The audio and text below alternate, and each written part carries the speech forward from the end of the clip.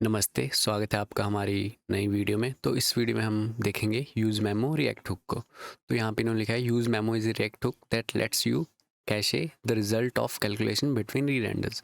तो हम अपने रिजल्ट जो हमारे कैलकुलेशन का रिजल्ट होगा उसे हम कैश कर सकते हैं बिटवीन री-रेंडर्स। तो यहाँ पे यूजेस लिखा हुआ है इन्होंने, skipping expensive recalculation, skipping re-rendering of components, memoization and dependencies of another hook and memoizing a function. तो ये हमने देख लिया। तो इसको हम अब प्रैक्टिकल देखते हैं। तो स्टार्ट करते हैं अपनी वीडियो को।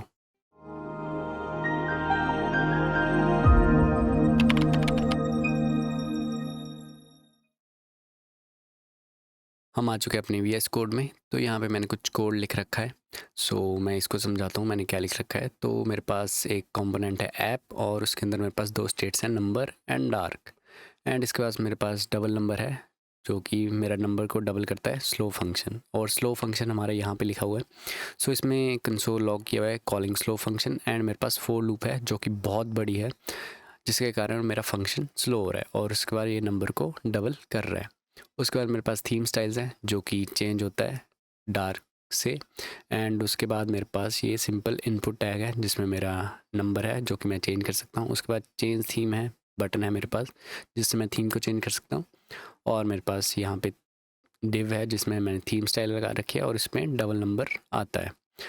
मेरे पास ये है कोड। और इसको अगर हम यहाँ पे देखें तो यहाँ पे अगर मैं नंबर चेंज करता हूँ, 1 करता हूँ, तो यहाँ पे 2 आ रहा है and there is a delay, थोड़ा सा टाइम लग के आ रहा है। इसके बाद अगर मैं चेंज थीम पे क्लिक करूँ तो यहाँ पर भी टाइम लग रहा है। ये अभी टाइम क्यों लग रहा है? क्योंकि चेंज थीम पे भी टाइम लग रहा है। 2 पे तो लगेगा क्योंकि हमारा फंक्शन कॉल हो रहा है। अब चेंज थीम पे भी टाइम लग रहा है। होता क्या है, जब हम चेंज थीम पे क्लिक करें तो हमारा यूज स्टेट का वैल्यू चेंज हो रही है एंड वो क्या करता है, हमारे कंपोनेंट को री रेंडर करता है। तो ये सारा फंक्शन हमारा फिर से चलेगा।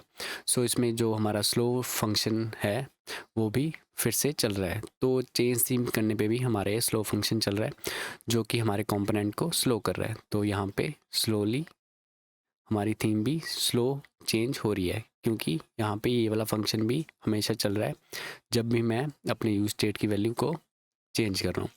तो अब इसको ठीक करने के लिए हम यूज़ कर सकते हैं यूज़ मेमो। तो यूज़ मेमो का मीनिंग है मेमोइजेशन।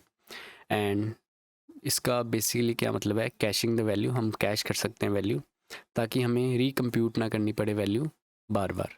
यहाँ पे आते हैं और यहाँ पे यूज़ मेमो करते हैं। एंड हम इसको यूज़ कैसे कर सकते हैं, यहाँ पे आते हैं और यहाँ पे लिखते हैं यूज़ मेमो एंड इसके अंदर फंक्शन। अब इसके अंदर जो वैल्यू हमें कैश करनी है वो लेंगे। तो यहाँ पे इसको कट पेस्ट करते हैं यहाँ पे और इसको हम रिटर्न कर देंगे ताकि हमारी वैल्यू रिटर्न हो जाए।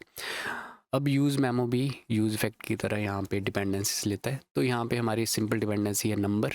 तो यहाँ पे हम नंबर डाल देंगे, सेव करते हैं।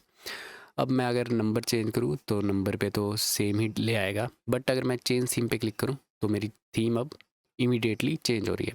अब हो क्या रहा है, जब मैं चेंज थीम पे क्लिक कर रहा हूँ तो वो आता है यहाँ पे कंप्लीट फंक्शन चलाने के लिए री रेंडर पे। तो फर्स्ट ऑफ ऑल यहाँ पे जब पहुँचता है तो यूज़ मेमो देखता है कि मेरा नंबर तो सेम ही है, तो मुझे रिकम्प्यूट करने की वैल्यू ज़रूरत नहीं है। हमारे पास जो प्रीवियस टाइम वैल्यू थी हम वही यूज़ कर सकते हैं। तो यहाँ पर तो 2 ही रहेगा, तो यहाँ पे डबल नंबर की वैल्यू 2 ही रहती है। तो मेरी चेंज थीम अब जल्दी से चेंज हो रही है। तो यूज़ मेमो पे क्या हो रहा है, यूज़ मेमो हमारी वैल्यू को कैश कर ले रहा है और उसको यूज़ कर ले रहा है और हमें ये स्लो फंक्शन चलाने की ज़रूरत नहीं पड़ रही जब हम चेंज थीम कर रहे हैं। तो ये था basic use of use memo. तो हम सोच सकते हैं कि हम यूज़ मेमो हर जगह ही यूज़ कर लें। जैसे यहाँ पे हमारे पास थीम साइज़ है तो ये डार्क वेरिएबल के अराउंड हम यहाँ पे भी यूज़ मेमो यूज़ कर लें। बट अगर हम सब कुछ ही मेमोराइज़ करेंगे तो हमें परफॉर्मेंस ओवरहेड मिलेगा और मेमोरी ओवरहेड मिलेगा। जैसे अब यूज़ मेमो अब हर बार चलेगा जब भी हमारा कंपोनेंट री रेंडर होगा। एंड सेकंड थिंग, हमें स्टोर करना पड़ेगा एडिशनल वेरिएबल मेमोरी में जो कि स्टोर करेगा प्रीवियस वैल्यू को। तो हमारे पास मेमोरी यूजेस भी ज़्यादा होगा जिससे हमें परफॉर्मेंस प्रॉब्लम्स आ सकती हैं। तो हमें यूज़ मेमो तभी यूज़ करना चाहिए जब जैसे हमारे पास ये फंक्शन है ये काफ़ी स्लो है और हमें परफॉर्मेंस थोड़ी फास्ट चाहिए और चीज़ों में, तो हम वहाँ पे यूज़ मेमो का ही यूज़ करें। तो इन कंडीशंस में ही हमें यूज़ मेमो का यूज़ करना चाहिए। तो अब सेकंड केस देखते हैं जिसमें हम यूज़ मेमो का यूज़ कर सकते हैं, तो वो है रेफरेंशियल इक्वालिटी। तो जावास्क्रिप्ट में क्या होता है, जब हम टू वेरिएबल्स को कंपेयर करते हैं, अगर वो ऑब्जेक्ट्स एंड एरेज हैं, तो जावास्क्रिप्ट उनके रेफरेंस को कंपेयर करता है। तो जैसे हमारे पास ये थीम स्टाइल है, तो इसको कॉपी करते हैं और यहाँ पे पेस्ट करते हैं और यहाँ पे थीम स्टाइल 2 करते हैं। तो देखने में आपको लग रहा होगा कि थीम स्टाइल्स और थीम स्टाइल्स 2 सेम है, बट जावास्क्रिप्ट में ये रेफरेंस करते हैं डिफरेंट ऑब्जेक्ट्स को। इनकी वैल्यू तो सेम है, बट एक्चुअल रेफरेंस जो है इनका ऑब्जेक्ट्स का, वो डिफरेंट है। तो जावास्क्रिप्ट में ये इक्वल नहीं है। ये बड़ा इंपॉर्टेंट है जानने के लिए। तो अब हम इसे प्रैक्टिकली समझने की कोशिश करते हैं। तो हम इसको हटाते हैं। तो हमें पता है जब ये डिपेंडेंसीज चेंज होती हैं, तो ये रीरन करता है हमारी हुक को। तो अब हम यहाँ पे क्या करेंगे, यूज़ इफेक्ट ले लेंगे, तो वो ऊपर इंपोर्ट हो गई है। अब हम यहाँ पे कंसोल डॉट लॉग करवा लेते हैं थीम चेंज्ड। और ये कब चलना चाहिए, जब हमारी थीम चेंज हो। तो यहाँ पे हम डाल देंगे थीम स्टाइल्स। सेव करते हैं और यहाँ पे हमारे पास ये कंसोल है, तो इसको अभी कमेंट कर देते हैं। तो अपनी वेबसाइट पे चलते हैं, तो इंस्पेक्ट करते हैं और कंसोल में चलते हैं। तो हम यहाँ पे ये थीम चेंज तभी प्रिंट होना चाहिए जब हम चेंज थीम करें। तो हम चेंज थीम करते हैं, तो हमारे थीम चेंज प्रिंट हो रहा है। बट अगर मैं यहाँ पे चलूँ और मैं अपना नंबर भी चेंज करूँ, तो मेरे पास तब भी ये थीम चेंज प्रिंट हो रहा है। तो अब ये क्यों हो रहा है प्रिंट, तो ये हो रहा है रेफरेंशियल इक्वालिटी की वजह से। तो क्या हो रहा है, जब भी हमारा फंक्शन रन करता है, तो वो क्या करता है, हमारे थीम स्टाइल्स ऑब्जेक्ट को नया बनाता है, न्यू थीम स्टाइल्स ऑब्जेक्ट बनाता है, जो कि सेम नहीं है ओल्ड वन के, जबकि उनकी वैल्यू सेम है, but they reference different places in the memory. तो अब इसको भी हम ठीक कर सकते हैं यूज़ मेमो को यूज़ करके।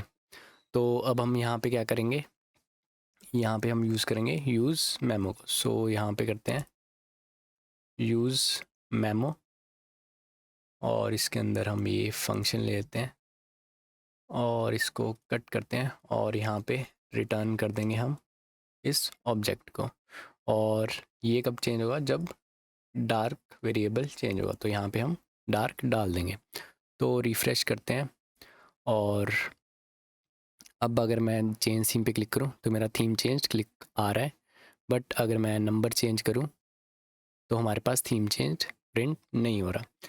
तो अब मेमोराइजेशन से क्या हुआ, हमारे पास डार्क वेरिएबल अगर चेंज नहीं हुआ, तो हमने थीम स्टाइल्स को अपडेट नहीं किया, जो कि एग्जैक्ट सेम रेफरेंस को पॉइंट करते हैं जो कि हमारा प्रीवियस टाइम था जब हमने रेंडर की थी ऐप को। तो हमारे पास ये थीम स्टाइल्स सेम रेफरेंस को इंडिकेट कर रहा है, तो हमारे पास ये थीम चेंज प्रिंट नहीं हुआ। तो हमारे पास ये अब कंप्लीट हो चुका है। तो हमने यूज़ मेमो कंप्लीट कर लिया है। तो हमने इसके दो यूज़ केसेस देखे। अगर हमारे पास कोई स्लो फंक्शन है, तो उसको हम इसके अंदर डाल सकते हैं। एंड सेकंड हमारे पास रेफरेंशियल इक्वालिटी। तो आज की वीडियो के लिए बस इतना ही। एंड हमने ये न्यू सीरीज स्टार्ट की हुई है रिएक्ट हुक्स। तो हमने 2 हुक्स कंप्लीट कर ली हुई हैं, तो आप इन वीडियोस को भी देख सकते हैं। एंड हमारे पास रिएक्ट ट्यूटोरियल्स भी हैं। एंड हमारे पास और भी प्लेलिस्ट हैं, जैसे यहाँ पे HTML CSS प्रोजेक्ट्स है, टेलविंड CSS ट्यूटोरियल्स है, रिएक्ट मटेरियल UI ट्यूटोरियल है। तो आप ये चेकआउट कर सकते हैं एंड हमारे चैनल को सब्सक्राइब कीजिए। Thank you.